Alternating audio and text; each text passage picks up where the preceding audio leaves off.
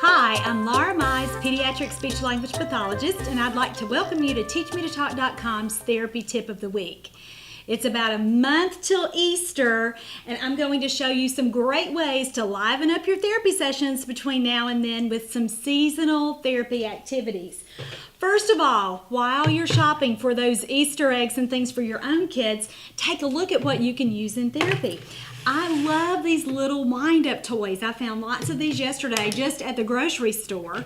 And again, they're pretty cheap. They cost $1 or $2 each. And for $3 or $4, you can add lots and lots of fun to your therapy sessions in the coming weeks. You can practice some really key verbs: hop, jump, walk, move, go would be some action words that you could target for these kinds of things.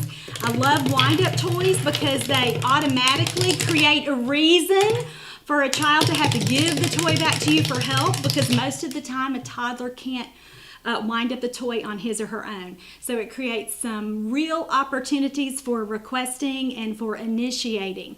There's some super ideas for ways to use wind-up toys too in my therapy manual, Teach Me to Play With You. So that's number one therapy idea for Easter. Get yourself some wind-up toys. Secondly, get yourself some Easter eggs or recycle all the ones that you bought from previous years. Instead of putting candy in these plastic Easter eggs, I like to hide toys inside. And you can just pick any animals or anything small enough from your toy inventory to fit inside. I usually pick characters like Dora or animals. That's from Lucky Ducks. Or even those little creepy crawly things that you've played with in your sensory boxes. You can pull those out and put those in your Easter eggs. Try to find things that you know kids are going to love too. If you get a big enough Easter egg, even Thomas is going to fit inside there. I also use items maybe from other sets like we talked about. This is from a magnetic set that kids don't seem to like very much, but I've been able to take the pieces and recycle those or upcycle those and use those for my Easter egg activities. You could also use pictures. I'm not a real picture kind of therapist because I think toddlers need an opportunity to learn by doing and to learn with real life objects and real life activities before we move them on to be more symbolic with pictures. But you could copy pictures, fold them up, and put them in your Easter eggs too. You can have a kid just select the egg from your bucket or your basket and identify the objects there. Or what's even more fun is to hide the Easter eggs around the room. Have the child find the eggs, put them in the bucket, just like he or she will do at a real Easter egg hunt, and then you'll sit down and look through them and talk about the objects together. One other thing that you can do with Easter eggs that's really fun is to practice prepositions from a receptive language perspective. So you'll be giving directions for how or where the child should hide the egg. So you could say, go put this one on the couch, or go put this egg under the chair, or go put this one in mommy's lap. And so again, a great way to give real life practice to those prepositions that you're teaching. One other thing you can do with Easter eggs that I love to do at this level is use a kid's quirks.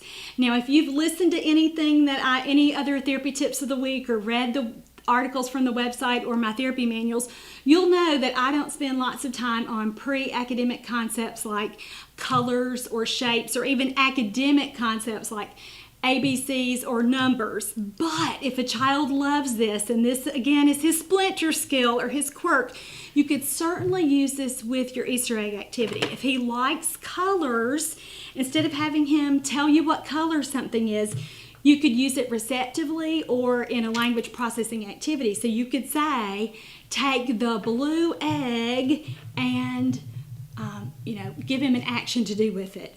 Go put it in the kitchen.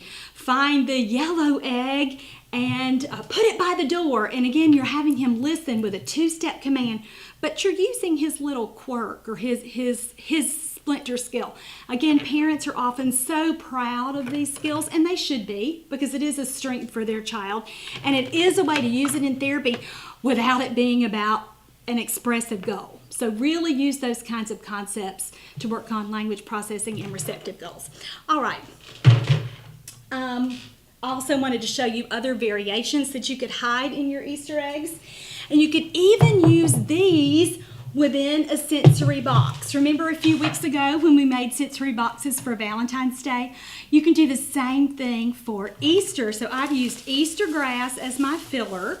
And again, I've hidden Easter eggs inside. Now, if you're just targeting early language, be sure that you put objects in that the child has half a shot of being able to name. Things like a ball. If he has favorite characters, you know, Choo Choo, you could use that. If he really liked Santa from Christmas, bring him back out for Easter and use that as one of your language targets. If you have a child that's crazy about dinosaurs, this would be a way to use that too and bring that into therapy.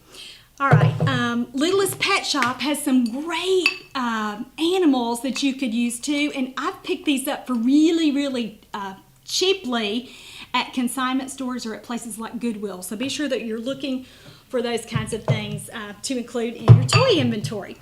Lastly, this kind of sensory box is more a traditional sensory box. And remember that we're always going to just hide interesting things within a filler material. And so for this one, I thought bugs would be really cool to hide in the Easter grass. So I have some different kinds of bugs and snakes and caterpillars and all those fun, creepy, crawly things. And get them down in your Easter grass. Now, we always talk about tool use with sensory boxes, but that's going to be pretty hard with Easter grass. So you can stick a couple of things in there like a shovel or a rake, but a better tool to practice with might be tongs. I have a better set of child tongs somewhere. Couldn't find them for the video, so I just grabbed these from the kitchen, and you know what? I think they would be fine.